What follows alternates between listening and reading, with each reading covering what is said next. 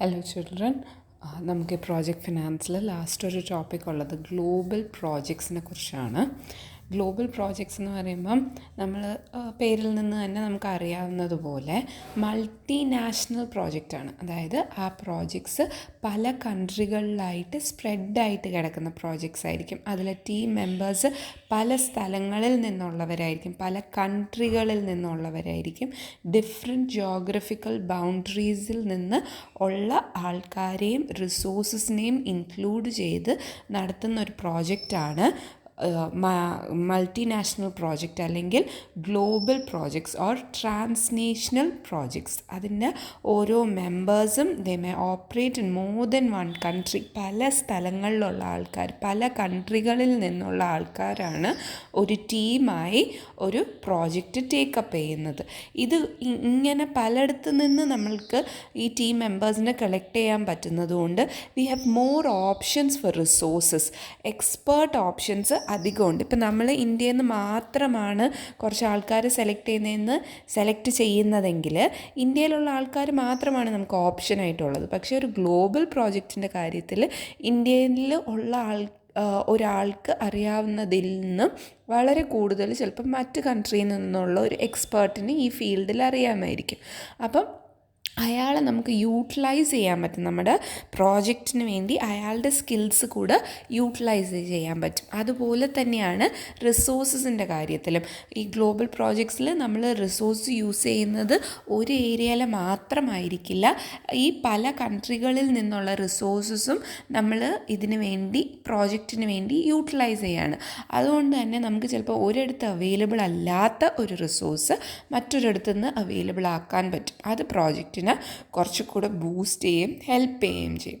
അപ്പം that is what is A global project. അതിൻ്റെ മെമ്പേഴ്സും റിസോഴ്സും പല കൺട്രികളിലായിട്ട് സ്പ്രെഡായിട്ട് കിടക്കുന്ന ആ മെമ്പേഴ്സ് ഒരു ടീമായിട്ട് ഒരു പ്രോജക്റ്റിന് വേണ്ടി ആ പ്രോജക്റ്റിൻ്റെ ഒബ്ജക്റ്റീവിന് വേണ്ടി വർക്ക് ചെയ്യുന്നതാണ് ഒരു ഗ്ലോബൽ പ്രോജക്റ്റ്.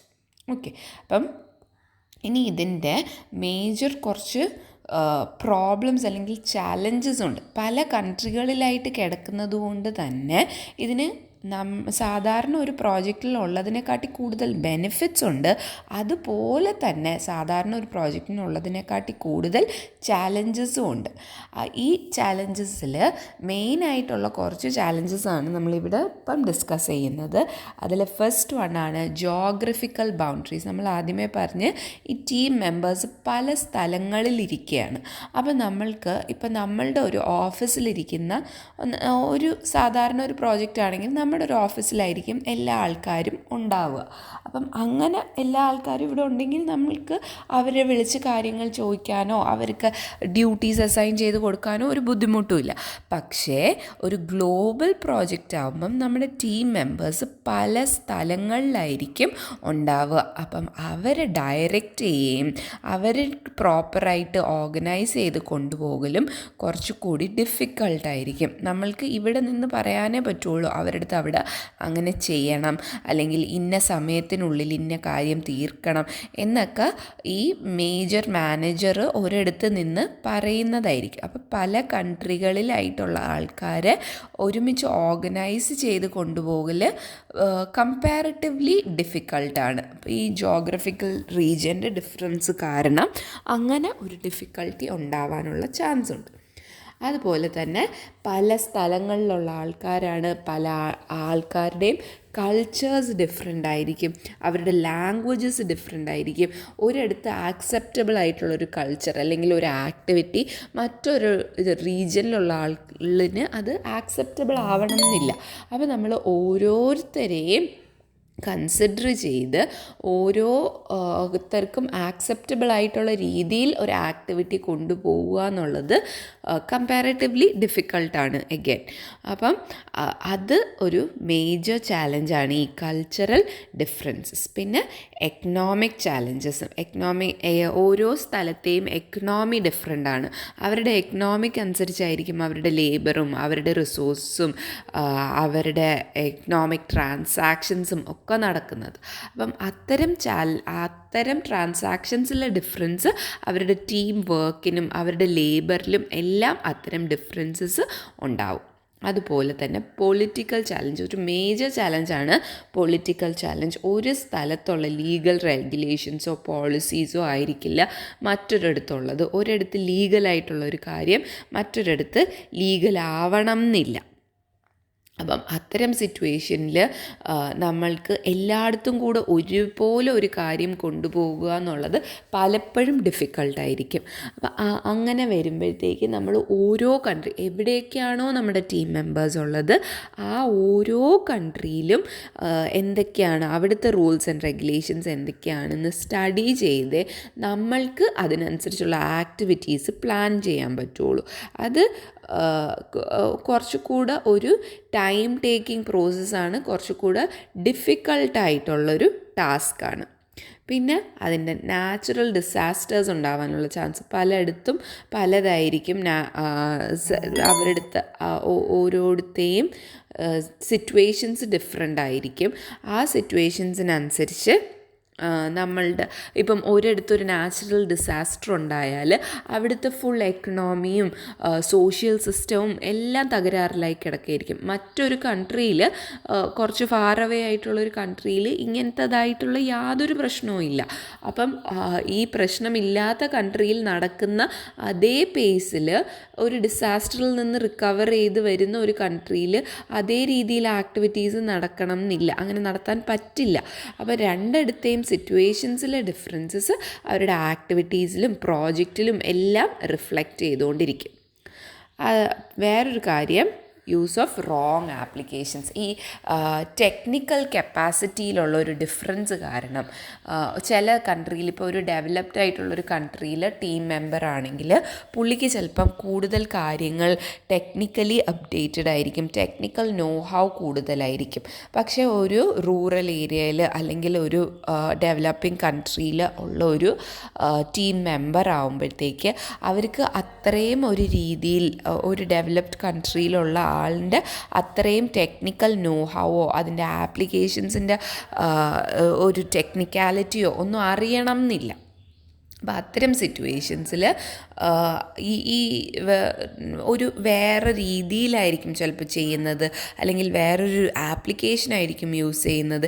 എല്ലാവർക്കും ഒരേ ആപ്ലിക്കേഷനിലോട്ട് ഈക്വൽ ആക്സസിബിലിറ്റി ഉണ്ടാവണം എന്നുമില്ല, ഈക്വൽ നോ ഹൗ ഉണ്ടാവണം എന്നുമില്ല. അപ്പോൾ അതിൻ്റെ ഒരു ഡിഫറൻസ്, ഒരു സ്റ്റാൻഡർഡൈസേഷൻ വരുത്താൻ അപ്പം ബുദ്ധിമുട്ടാവും. ഓരോരുത്തരും ഡിഫറെൻ്റ് ആയിട്ട് ചെയ്താൽ നമുക്ക് അത്തരത്തിലുള്ളൊരു സ്റ്റാൻഡർഡൈസേഷൻ വരുത്താൻ ബുദ്ധിമുട്ടാകും.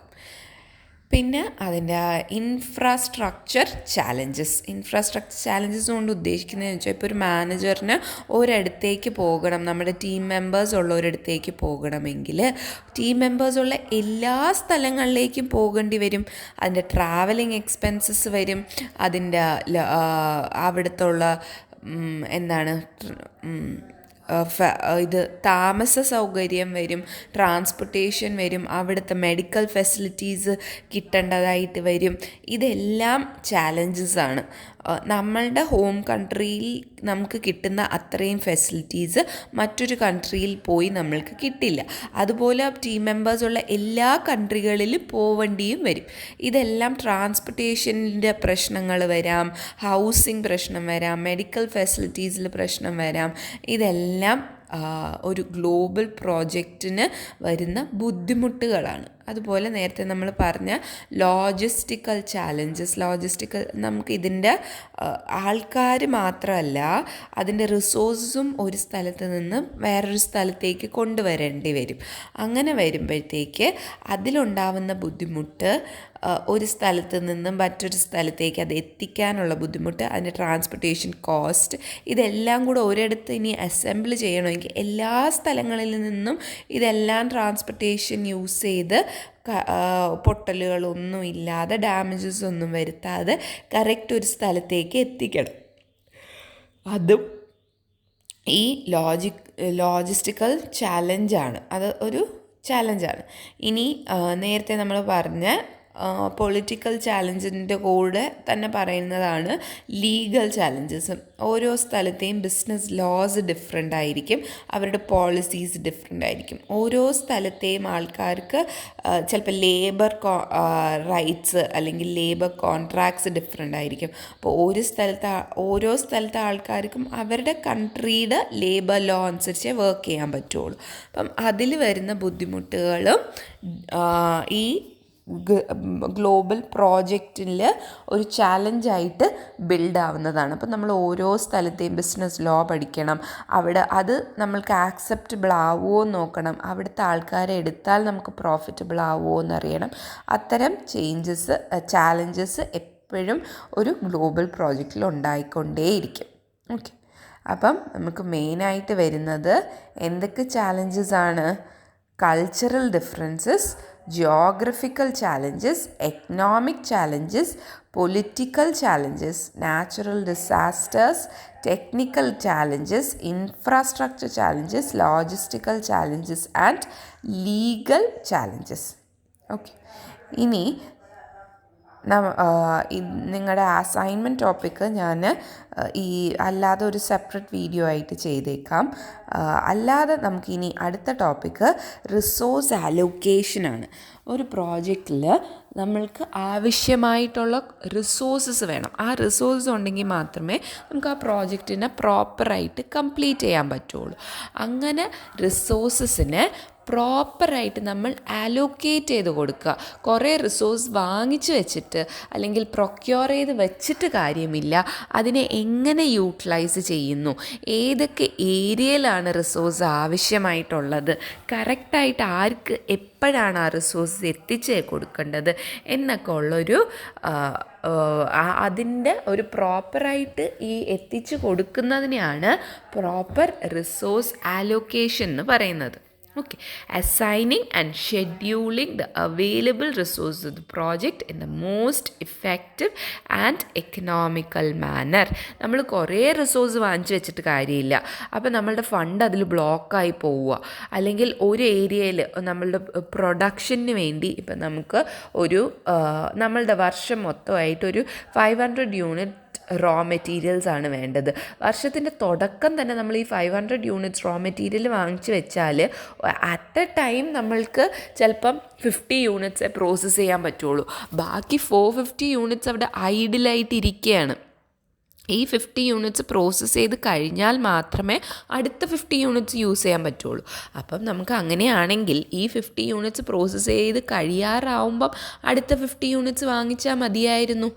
നമ്മളുടെ ഫണ്ട് ഇപ്പം ഈ 450 യൂണിറ്റ്സിൽ ബ്ലോക്കായി കിടക്കുക, അതൊട്ട് യൂട്ടിലൈസ് ആവുന്നുമില്ല, ഫണ്ട് അതിന് ചിലവാവുകയും ചെയ്തു. അതുകൊണ്ട് അത് എപ്പോഴാണ് വേണ്ടതെന്ന് പ്രോപ്പറായിട്ട് മനസ്സിലാക്കി ഓരോ ഏരിയയിലത്തേക്കും ആവശ്യമുള്ളപ്പം അവരുടെ റിസോഴ്സ് എത്തിച്ചു കൊടുക്കുന്നതാണ് റിസോഴ്സ് അലോക്കേഷൻ കൊണ്ട് ഉദ്ദേശിക്കുന്നത്. ഓക്കെ, ഈ റിസോഴ്സ് അലോക്കേഷനിൽ മെയിനായിട്ട് എന്താണ്, എത്ര വർക്ക് ഓരോരുത്തരും ചെയ്യണം, ഏത് സമയത്ത് എത്തിക്കണം, ഇനി കൂടുതൽ എത്ര റിസോഴ്സ് ആവശ്യമായിട്ട് വരും, എന്തൊക്കെ റിസ്ക്കാണ് ഇതിൽ വരുന്നത്, അങ്ങനെയുള്ള കുറച്ച് ജനറൽ കാര്യങ്ങൾ കൊണ്ടാണ് റിസോഴ്സ് അലോക്കേഷൻ നമ്മൾ ഇമ്പോർട്ടൻ്റ് ആക്കിയിരിക്കുന്നത്, അല്ലെങ്കിൽ അതിനൊരു ഇമ്പോർട്ടൻസ് കൊടുക്കുന്നത് ഇത്തരം കാര്യങ്ങൾ കൊണ്ടാണ്.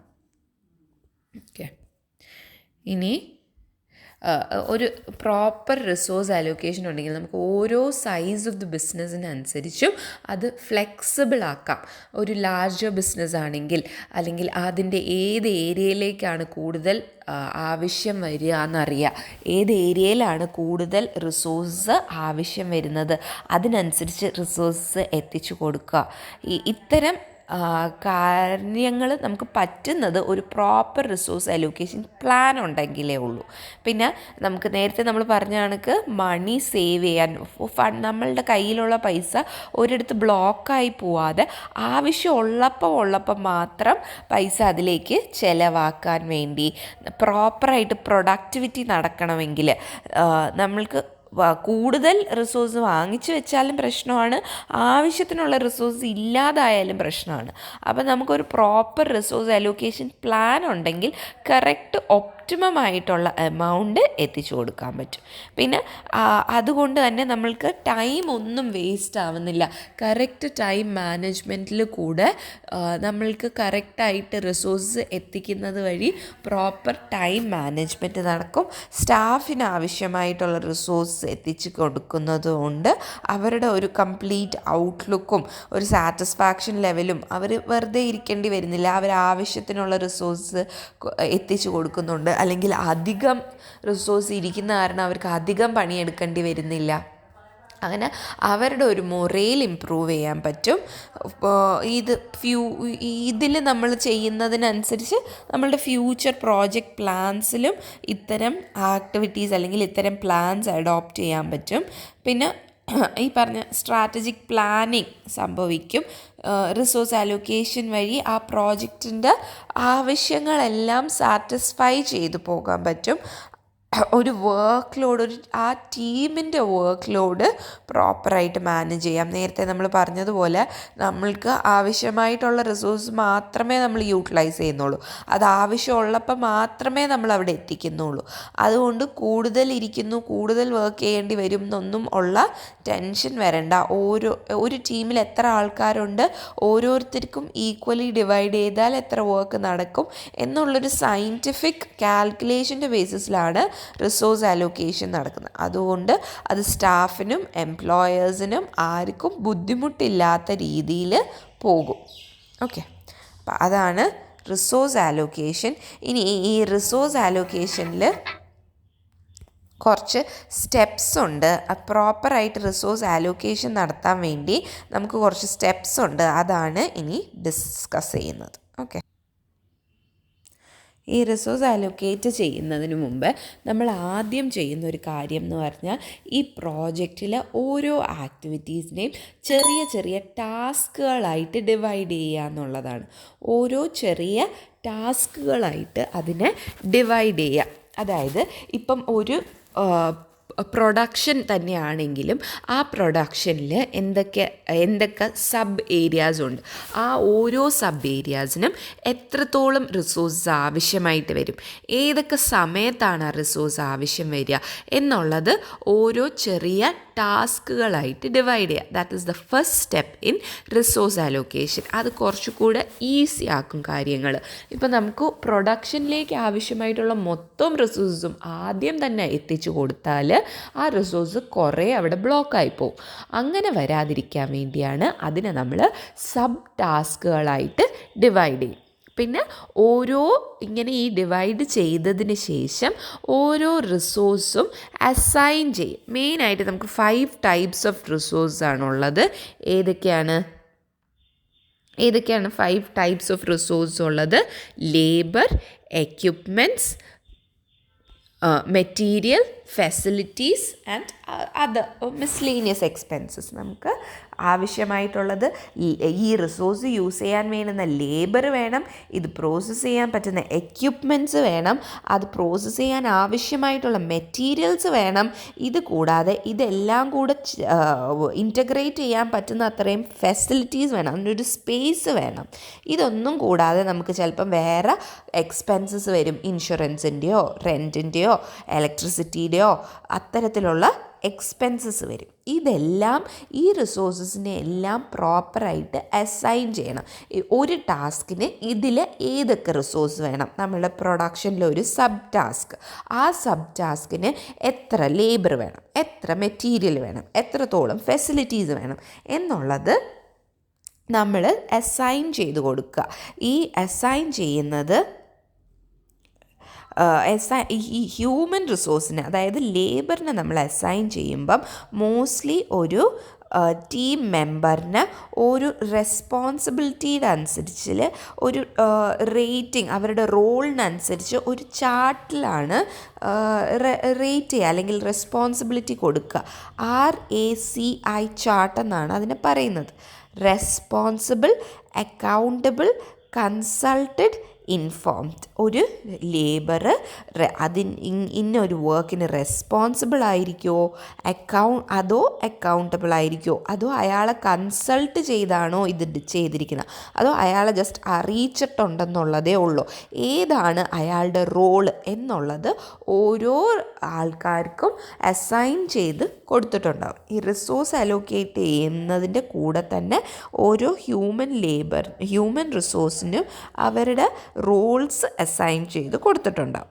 ഓക്കെ, ഇനി ഇങ്ങനെ ഈ അസൈൻ ചെയ്ത് കഴിയുമ്പം നമ്മൾക്ക് ഓരോ റിസോഴ്സസിൻ്റെ ആട്രിബ്യൂട്ട്സ്, അതായത് അതിൻ്റെ സൈസ് എത്രയാണ്, അല്ലെങ്കിൽ അതിൻ്റെ ഷേപ്പ് എങ്ങനെയാണ്, അതിൻ്റെ ലെങ്ത് ആണോ നമ്മൾ മെഷർ ചെയ്യുന്നത്, അതിൻ്റെ ക്വാണ്ടിറ്റി ആണോ നമ്മൾ മെഷർ ചെയ്യുന്നത്, അല്ലെങ്കിൽ ഹ്യൂമൻ റിസോഴ്സ് ആണെങ്കിൽ നമ്മൾ അവരുടെ സ്കില്ലാണോ മെഷർ ചെയ്യുന്നത്, അങ്ങനെ അതിൻ്റെ ആട്രിബ്യൂട്ട്സ് എന്താണ്, ഇപ്പം നമ്മൾക്ക് ഹ്യൂമൻ റിസോഴ്സ് എത്രത്തോളം സ്കില്ലുള്ള ആൾക്കാരെയാണ് ഇവിടെ ആവശ്യം, അല്ലെങ്കിൽ എത്ര ഗ്രേഡിൽ ക്വാളിറ്റി ഉള്ള റിസോഴ്സാണ്, റോ മെറ്റീരിയലാണ് നമുക്ക് പ്രൊഡക്ഷന് ആവശ്യമായിട്ട് വരുന്നത്. അത്തരം കാര്യങ്ങളാണ് ഈ ആട്രിബ്യൂട്ട്സ്, റിസോഴ്സിൻ്റെ ആട്രിബ്യൂട്ട്സ് ഡിറ്റർമിൻ ചെയ്യുന്നത് വഴി നമ്മൾ ഉദ്ദേശിക്കുന്നത്. ഇത്തരത്തിലുള്ള അതിൻ്റെ ഒരു മെഷേഴ്സ് ഐഡൻറ്റിഫൈ ചെയ്യുക എന്നുള്ളതാണ്. പിന്നെ ഇതിനെ പ്രോപ്പറായിട്ട് ലെവൽ ചെയ്യുക, അതായത് സ്മൂത്തായിട്ടാണോ കാര്യങ്ങൾ പോകുന്നത്, എല്ലായിടത്തും ആവശ്യമുള്ളത്ര റിസോഴ്സ് ഉണ്ടോ, ആവശ്യമുള്ളത്ര റിസോഴ്സസ് മാത്രമേ ഉള്ളൂ, ഏതെങ്കിലും ഐഡിയലായിട്ടുണ്ടോ, അതിൻ്റെ ഒരു സ്മൂത്ത് ഫങ്ഷനിങ് ആണ് റിസോഴ്സ് ലെവലിംഗ് കൊണ്ട് ഉദ്ദേശിക്കുന്നത്. പിന്നെ അലോക്കേഷൻ, അതായത് എവിടെയെങ്കിലും ഒരു റിസോഴ്സ് അലോക്കേറ്റ് ചെയ്ത് കൊടുത്തു, ഒരു ഹ്യൂമൻ റിസോഴ്സ് പ്രൊഡക്ഷനിൽ സ്കിൽഡ് ആയിട്ടുള്ളൊരു ഹ്യൂമൻ റിസോഴ്സിനെ നമ്മളൊരു പ്രോജക്റ്റിൽ കൊടുത്തു, അവിടെ അയാളുടെ ആവശ്യം കഴിഞ്ഞാൽ അടുത്ത നമ്മളുടെ പ്രോജക്റ്റിലേക്ക് വേറെ എവിടെയെങ്കിലും അയാൾ ആവശ്യമുള്ളൊരിടത്തേക്ക് അയാളെ ട്രാൻസ്ഫർ ചെയ്യുക. ഒരാളെന്ന് മാത്രമല്ല, ഏത് റിസോഴ്സ് ആണെങ്കിലും, മെറ്റീരിയൽ ആണെങ്കിലും എക്യുപ്മെൻറ്റ്സ് ആണെങ്കിലും ഒരു പ്രോജക്റ്റിലും ബ്ലോക്ക്ഡായി പോവാതെ അത് എപ്പോഴും യൂട്ടിലൈസ്ഡ് ആവുന്ന രീതിയിൽ അതിനെ അലോക്കേറ്റ് ചെയ്യാം. പിന്നെ ഓരോ റിസോഴ്സിൻ്റെയും യൂട്ടിലൈസേഷൻ റേറ്റ്സ് ഐഡൻറ്റിഫൈ ചെയ്യുക. എവിടെയെങ്കിലും ഏതെങ്കിലും റിസോഴ്സ് ഐഡിലായിട്ടിരിക്കുന്നുണ്ടോ, അല്ലെങ്കിൽ ആവശ്യത്തിനനുസരിച്ച് യൂട്ടിലൈസ് ചെയ്യുന്നുണ്ടോ എന്ന് ഒരു മാത്തമാറ്റിക്കൽ കാൽക്കുലേഷൻ വഴി ഓരോന്നും എത്രത്തോളം യൂട്ടിലൈസ് ചെയ്യുന്നുണ്ടെന്ന് ഐഡൻറ്റിഫൈ ചെയ്യുക. ഓക്കെ, അപ്പോൾ ഇത്രയുമാണ് ഒരു റിസോഴ്സ് അലോക്കേഷനിൽ നടക്കുന്ന കാര്യം. ആദ്യം ഓരോ പ്രോജക്റ്റിലെ ഓരോ ഏരിയാസും ഓരോ ടാസ്ക്കായിട്ട് ഡിവൈഡ് ചെയ്യുക, പിന്നെ ഓരോ റിസോഴ്സും അസൈൻ ചെയ്ത് കൊടുക്കുക, ഈ റിസോഴ്സിൻ്റെ എല്ലാത്തിൻ്റെയും ആട്രിബ്യൂട്ട്സ് ഡിസൈഡ് ചെയ്യുക, ആ റിസോഴ്സിനെ പ്രോപ്പറായിട്ട് ലെവൽ ചെയ്യുക, ഒരു സ്മൂത്ത് ഫങ്ഷനിങ് ഉറപ്പ് വരുത്തുക, പിന്നെ അലോക്കേറ്റ് ചെയ്യുക, റിസോഴ്സിന് എവിടെയും ഐഡിലായിട്ടിരിക്കാത്ത വിധം അലോക്കേറ്റ് ചെയ്യുക, പിന്നെ അതിൻ്റെ യൂട്ടിലൈസേഷൻ റേറ്റ്സ് ട്രാക്ക് ചെയ്യുക. ഓക്കെ, ഇത്രയും കാര്യങ്ങളാണ് ഒരു റിസോഴ്സ് അലോക്കേഷനിൽ നടക്കുന്നത്. ഇനി നെക്സ്റ്റ് നമ്മൾക്ക് ഒരു ഗ്ലോബൽ പ്രോജക്റ്റ് നടക്കുമ്പം സാധാരണ പ്രോജക്ട്സിനെ കാട്ടി റിസ്ക് എലമെൻറ്റ് കൂടുതലാണ്. സാധാരണ പ്രോജക്ട്സിൽ കുറവുള്ള അല്ലെങ്കിൽ ഇല്ലാത്തതായിട്ടുള്ള 2 ടൈപ്പ് ഓഫ് റിസ്ക് ആണ് political risk and currency risk. Political risk സാധാരണ ഉള്ള പ്രോജക്റ്റുകളിലും എല്ലാം ഒരുവിധം ഉള്ളത് തന്നെയാണ്, പക്ഷേ ഗ്ലോബൽ പ്രോജക്ട്സിൽ അത് കുറച്ച് കൂടുതലായിരിക്കും. കറൻസി റിസ്ക് നമ്മളുടെ ഒരു ഡൊമസ്റ്റിക് ബിസിനസ്സിൽ കറൻസി റിസ്കിനുള്ള ചാൻസസ് ഇല്ല, പക്ഷേ ഗ്ലോബൽ പ്രോജക്ട്സിൽ അതിൽ വളരെ പ്രിവിലൻ്റ് ആയിട്ടുള്ള ഒരു കാര്യമാണ് കറൻസി റിസ്ക്. ഈ പൊളിറ്റിക്കൽ റിസ്ക് കൊണ്ട് ഉദ്ദേശിക്കുന്നത് എന്താണ്, നമ്മളുടെ പോളിസി ഡിഫറൻസസ് അല്ലെങ്കിൽ ഗവൺമെൻറ്റിൻ്റെ ഡിഫറൻസസ് വരുന്നതിനനുസരിച്ച് ഓരോ ബിസിനസ്സിനും വരുന്ന ഡിഫറൻസസ് ആണ് പൊളിറ്റിക്കൽ റിസ്ക്. ഓക്കെ, അവിടെ ഒരു ഇൻ്റർനാഷണൽ ബിസിനസ് ആകുമ്പോഴത്തേക്ക് അവിടുത്തെ പൊളിറ്റിക്കൽ റിസ്കിനുള്ള ചാൻസസ് കൂടുതലാണ്. അതായത് ഒരിടത്തുള്ള ഗവൺമെൻറ് ആക്സെപ്റ്റഡ് ആയിട്ടുള്ളൊരു കാര്യം മറ്റിടത്ത് ആക്സെപ്റ്റബിൾ ആവണം എന്നില്ല. ഒരു സ്ഥലത്ത് ഉള്ള business laws, international trade laws മറ്റൊരിടത്ത് എളുപ്പത്തിൽ ആക്സെപ്റ്റ് ചെയ്യണം എന്നില്ല. അപ്പം ഈ പൊളിറ്റിക്കൽ റിസ്കിന് മെയിനായിട്ട് 2 മേജർ കോൺസിക്വൻസസ് ആണ്. Tightened or weakened international trade laws and currency fluctuations. International trade laws ഒന്നെങ്കിൽ ലിബറൽ ആവാം, അല്ലെങ്കിൽ അത് ഭയങ്കര ടൈറ്റ് ആവാം, ഭയങ്കര സ്ട്രിക്റ്റ് ഇൻ്റർനാഷണൽ ലോസ് ആവാം. അതുപോലെ തന്നെ കറൻസി ഫ്ലക്ച്വേഷൻസും ഉണ്ടാവാം. ഓക്കെ, ഇനി ഈ പൊളിറ്റിക്കൽ റിസ്ക് കാരണം പൊളിറ്റിക്കൽ റിസ്ക് അത് മാക്രോ ലെവൽ പൊളിറ്റിക്കൽ റിസ്ക്കും ഉണ്ടാവും, മൈക്രോ ലെവൽ പൊളിറ്റിക്കൽ റിസ്ക്കും ഉണ്ടാവും.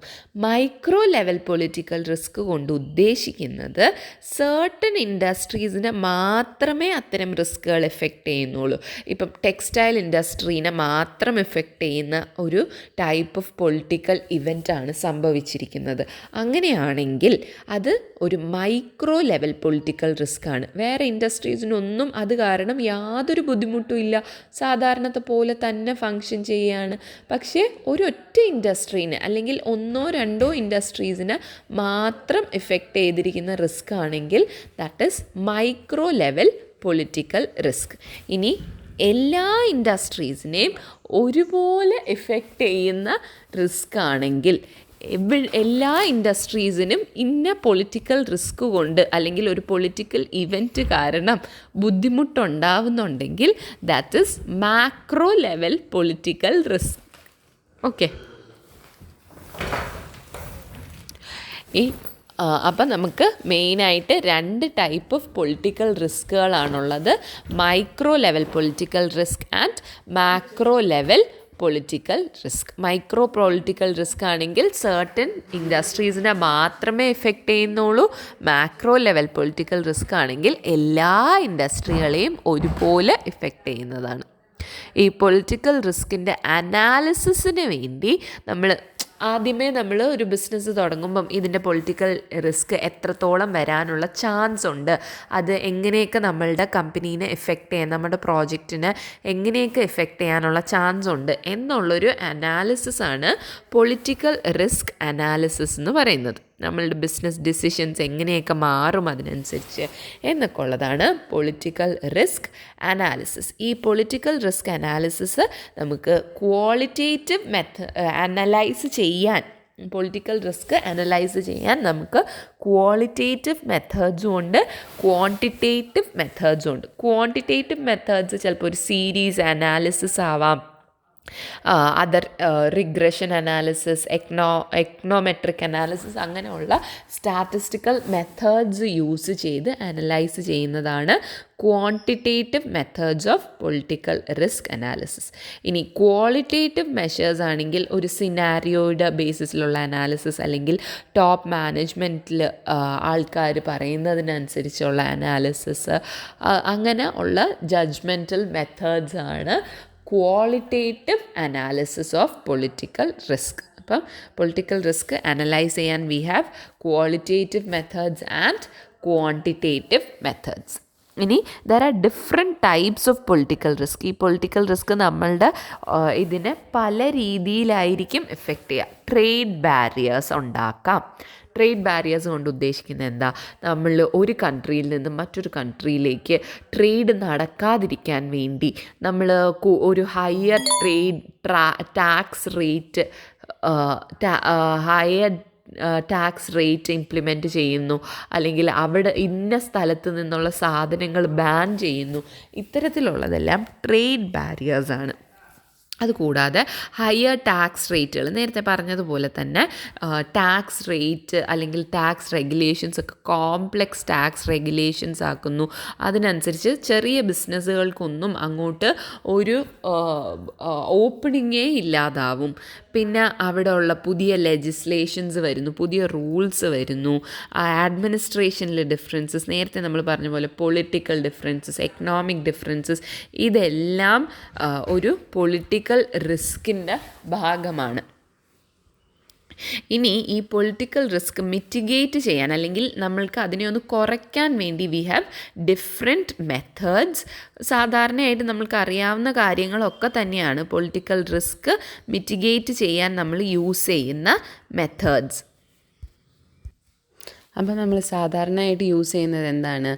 ബിസിനസ് ഇൻഷുർ ചെയ്യാം. എന്തെങ്കിലും റിസ്ക് ഉണ്ടായാൽ അതിന് അഗെൻസ്റ്റ് നമുക്ക് ഇൻഷുറൻസ് എടുക്കാം.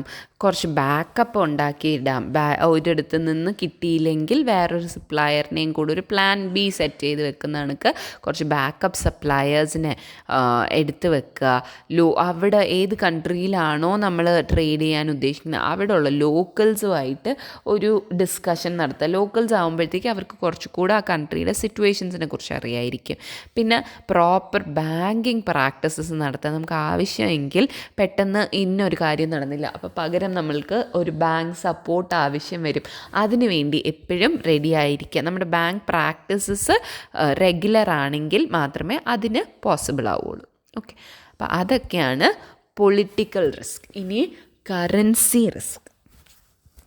കറൻസി റിസ്ക് എന്ന് പറഞ്ഞാൽ ഇൻ്റർനാഷണൽ ബിസിനസ്സിൽ അല്ലെങ്കിൽ ഒരു ഗ്ലോബൽ പ്രോജക്റ്റിൽ, ഒരു ഡൊമസ്റ്റിക് പ്രോജക്റ്റിൽ ഉണ്ടാവാനേ ചാൻസ് ഇല്ലാത്തൊരു ടൈപ്പ് ഓഫ് റിസ്ക്കാണ് കറൻസി റിസ്ക്. കറൻസി റേറ്റിൽ ഉണ്ടാവുന്ന ഫ്ലക്ച്വേഷൻസ് കാരണം നമ്മളുടെ ബിസിനസ്സിൽ ഉണ്ടാവാവുന്ന നെഗറ്റീവ് ഇമ്പാക്റ്റാണ് കറൻസി റിസ്ക്. നമ്മൾ എക്സ്പോർട്ട് ചെയ്യാൻ ഉദ്ദേശിച്ച ഒരിടത്തെ കറൻസി റേറ്റ് $ആയിട്ട് നോക്കുമ്പോൾ അവിടുത്തെ കറൻസി റേറ്റിന് ഭയങ്കരമായൊരു വ്യത്യാസമുണ്ടായി. ആ വ്യത്യാസം കാരണം നമ്മൾക്ക് എക്സ്പോർട്ട് ചെയ്യുന്നത് കാരണം ലോസാവും, അല്ലെങ്കിൽ ഇമ്പോർട്ട് ചെയ്യുന്നത് ലോസാവും, അല്ലെങ്കിൽ അവിടെ നിന്ന് സാധനങ്ങൾ എടുക്കുന്നത് നമ്മളുടെ ബിസിനസ്സിനെ, നമ്മുടെ പ്രോജക്റ്റിൻ്റെ ഫണ്ടിന് നെഗറ്റീവ്ലി ഇമ്പാക്റ്റ് ചെയ്യും. അത്തരം കാര്യങ്ങളാണ് കറൻസി റിസ്ക് കൊണ്ട് ഉദ്ദേശിക്കുന്നത്. It is the potential risk of loss from fluctuating foreign exchange rates.